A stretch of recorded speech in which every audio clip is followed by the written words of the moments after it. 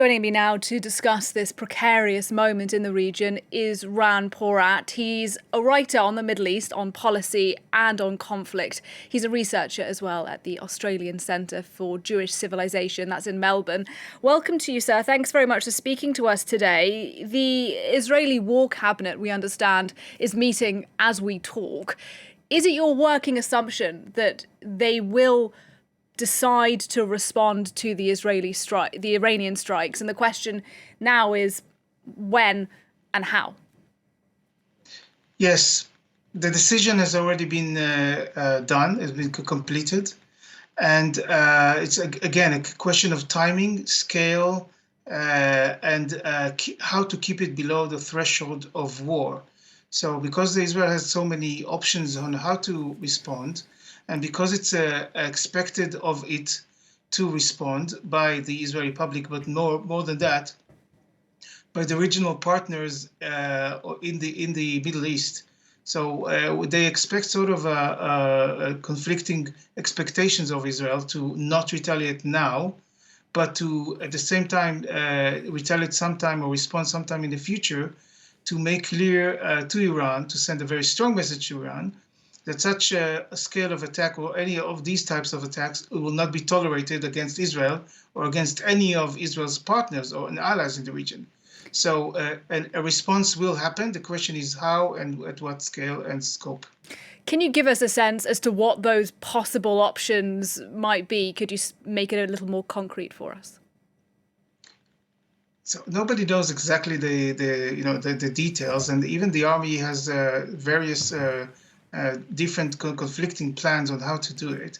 But it starts from the sort of very impressive cyber capabilities of Israel to disrupt life and economy inside Iran towards missile attack or drone attack similar to what Iran has tried to complete and failed miserably, and to actions on or operations on Iranian soil, as Israel has again was successful in doing in the past, taking down or killing scientists or attacking nuclear sites and military sites. So the options are very much diverse. The question is how much will cooperation is needed with or at least coordination with the U.S. Israel cannot do it alone and leave U.S. in the dark. So it has to be coordinated. It has to be diplomatically the right moment, which is I don't think is now. There's going to be some weeks of waiting. Well, I was going to ask you about that, actually, about the extent of Israel's support now from allies, because we saw over the weekend the kinds of support allies like France, of course, the United States, the UK as well, are willing to give Israel to repel Iranian attacks. The question now, I suppose, is does Israel still have that support if it decides to really escalate this and attack Iran directly? So again, there will be an attack against Iran directly. It's going to be, as I said, under the threshold of war.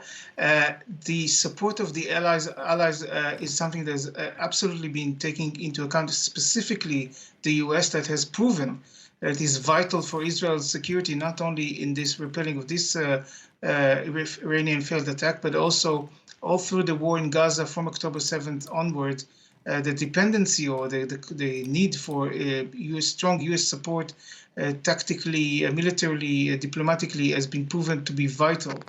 So I don't think Israel would like to endanger that. And what happened overnight is also the flipping of the narrative. Israel was at the center of a lot of criticism of what was happening in Gaza. And now it's again being depicted and understood to be the victim of the Iranian and the sideline, their proxies, Hamas and others, aggression. So that is another proof of the colossal fail from the Iranian side.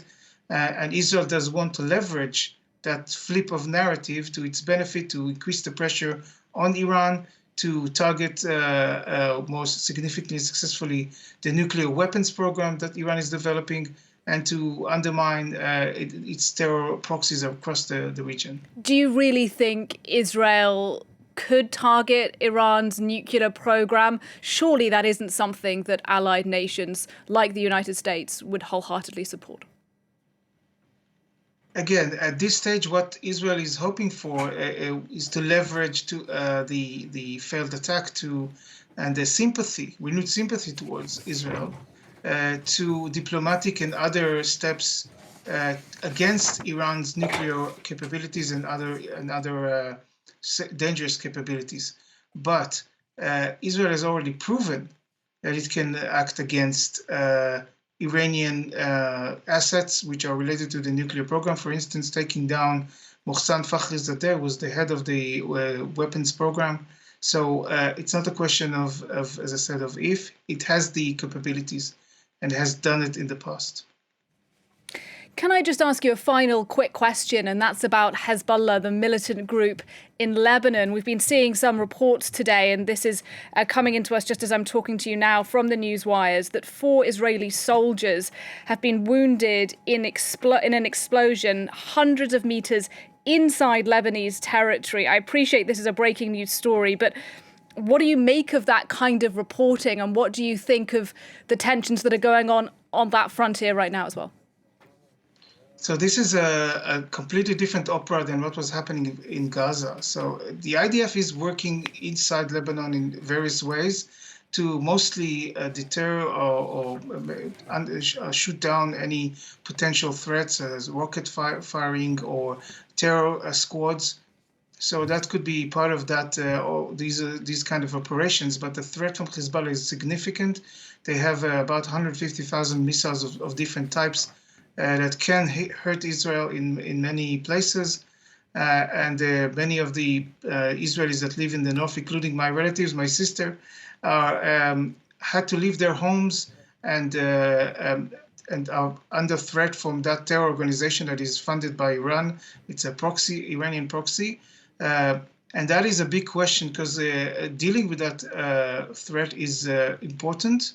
And possibly, maybe, the failure of over the weekend of the Iranian attack could leverage France in its efforts to push Hezbollah and its Radwan force away from the border, which is in compliance of UN Security Council Resolution 1701 after the 2006 war in Lebanon.